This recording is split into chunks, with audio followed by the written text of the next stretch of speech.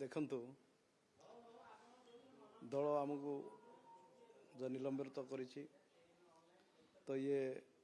ଆମେ କେବେ ବି ଗ୍ରହଣ କରୁନା ଯେହେତୁ ଆମେ ମାନେ କେବେ ବି ମୋର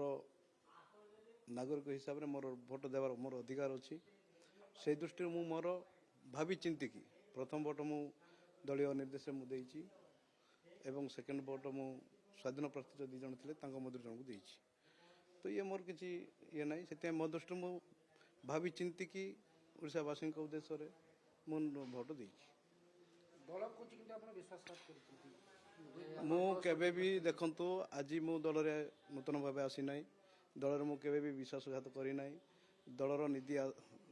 ଦଳର ନୀତି ଆଦର୍ଶରେ ମୁଁ କାମ କରି ଆସିଛି ଏବଂ ଆଗାମୀ ଦିନ ମଧ୍ୟ ନିଶ୍ଚିତ କାମ କରିବି